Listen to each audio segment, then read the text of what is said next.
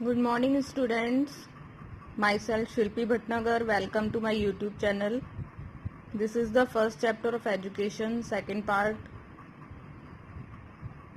Our second topic is educational institute in Vedic period. वैदिक काल में जो शैक्षिक संस्थाएं थीं वो कौन कौन सी थीं?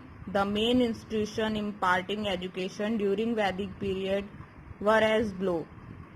जो इम्पोर्टेंट शैक्षिक संस्थाएं थीं उस समय पर वो इस प्रकार थीं. फर्स्ट थी tol. This institution was run by one teacher only where Sanskrit was taught. यह जो संस्था थी इसको केवल एक टीचर के द्वारा चलाया जाता था. वेयर संस्कृत वाज टॉट, जहाँ पर केवल संस्कृत ही पढ़ाई जाती थी. सेकेंड वाज चरण. This institution was also run by one teacher only. यह संस्था भी केवल एक टीचर के द्वारा ही चलाई जाती थी. Where knowledge in Vedanga was given, जहाँ पर वेदांगा का ज्ञान दिया जाता था, वेदांगा की शिक्षा दी जाती थी. थर्ड वन इज गीतिका.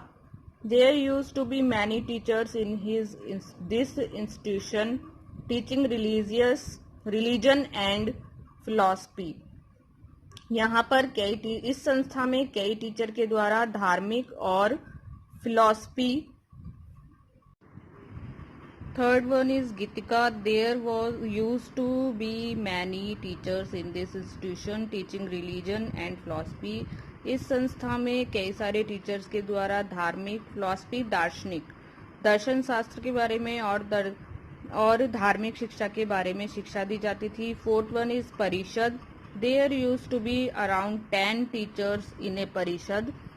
इसमें 10 अध्यापक होते थे. Engaged in the teaching of different subjects, जो अलग अलग विषयों के बारे में बच्चों को शिक्षा देते थे.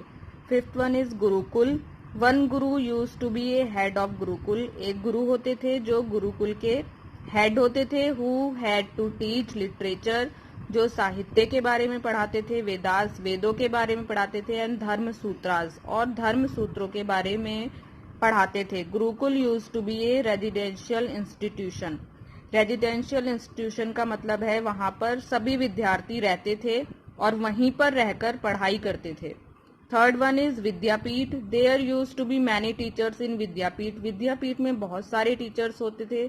Providing knowledge about grammar and logic, जो उन्हें व्याकरण और तथ्यों के बारे में ज्ञान देते थे.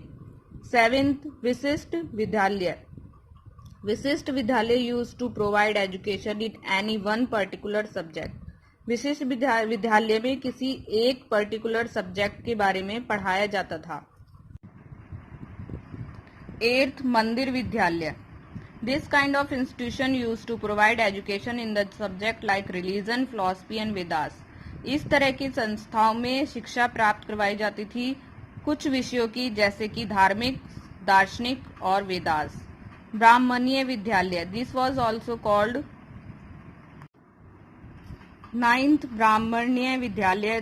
This was also called चतुष्पदी, where all the 4 subjects were taught. इस विद्यालय को चतुष्पदी के नाम से भी जाना जाता था, जहां पर चारों वेदों के बारे में पढ़ाया जाता था. Vishwavidyalaya. This was meant for higher education teaching subjects like commerce, medical science, art and scapular. Eighth is mandir vidyalaya. This kind of institution use to provide education in the subject like religion, philosophy and Vedas. इस तरह की संस्थाओं में कुछ ही subject के बारे में, कुछ ही विषयों के बारे में शिक्षा प्राप्त करवाई जाती थी, जैसे धार्मिक, दार्शनिक और वेदों के बारे में. नाइन्थ, ब्राह्मणीय विद्यालय. This was also called Chatushpadi. इन विद्यालयों को चतुष्पदी के नाम से भी जाना जाता था. Where all the 4 Vedas were taught, जहां पर चारों वेदों के बारे में शिक्षा दी जाती थी. थर्ड वन इज विश्वविद्यालय. This was meant of higher education teaching subjects like commerce, medical science, art and sculpture.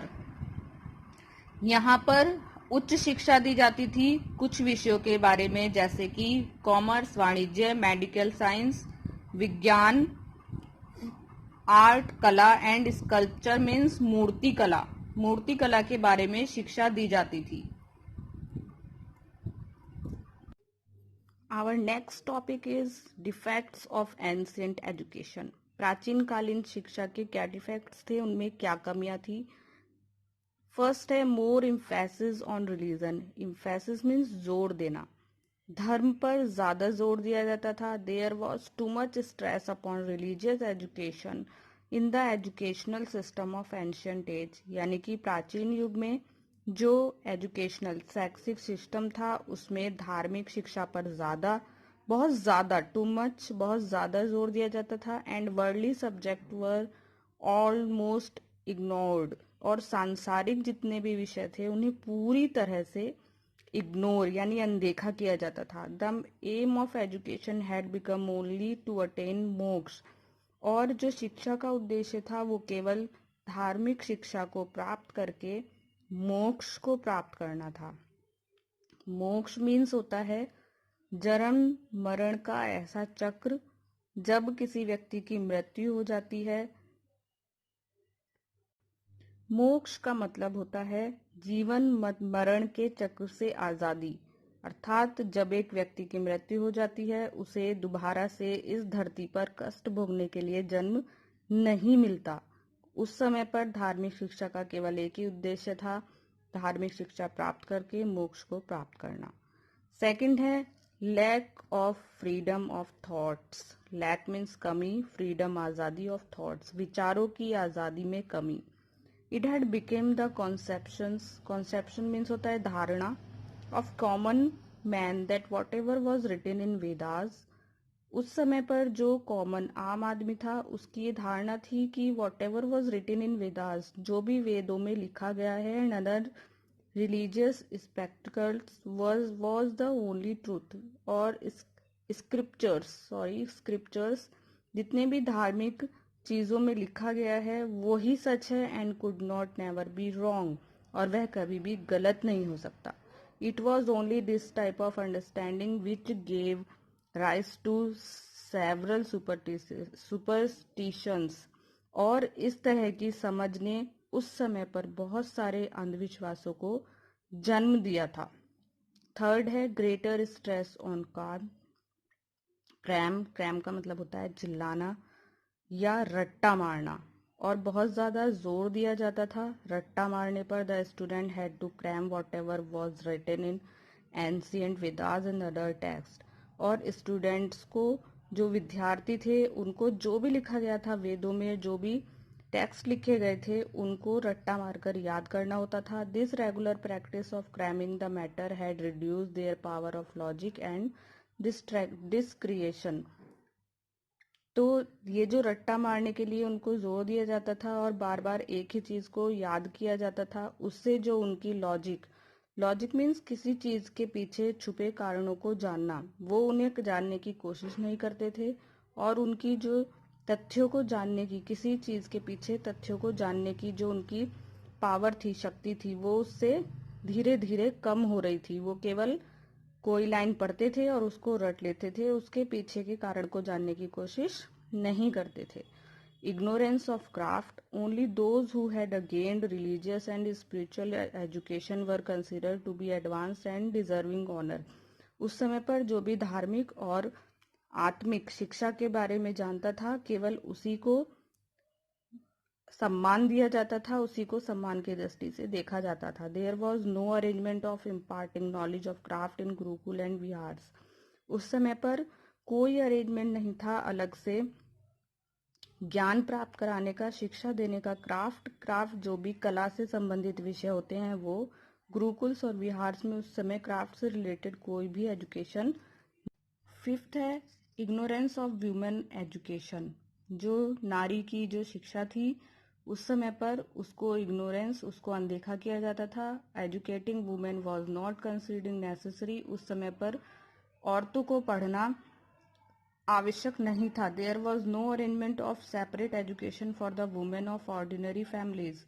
Ordinary जो सामान्य फैमिलीज थी उनमें अलग से कोई भी व्यवस्था नहीं थी लड़कियों को पढ़ाने के लिए। Only the women of rich and royal class, जो रिच फैमिली को बिलोंग करती थी, अमीर घरों की जो लेडीज थी, या रॉयल जो उस समय राजा महाराजा होते थे उनके यहाँ जो लेडीज थी, could seek admission in gurukuls, केवल उन्हीं को गुरुकुल्स एंड विहार्स में एडमिशन मिलता था। They could also gain education in their places, या फिर उनके स्थानों पर जाकर, उनके घर पर जाकर उनको शिक्षा दी जाती थी। Thus the women of common families had to remain uneducated, और जो आम आदमी या आम महिलाएं थी, जो आम फैमिली को बिलोंग करती थी, उनके लिए शिक्षा का कोई प्रबंध नहीं था। और यही सारी कमियां थी जो हमारे प्राचीन युग में थी। फर्स्ट था more emphasis on religion, lack of freedom of thoughts, great stress on karma, ignorance of craft and ignorance of women education. Thank you, thanks for watching, like and subscribe my channel.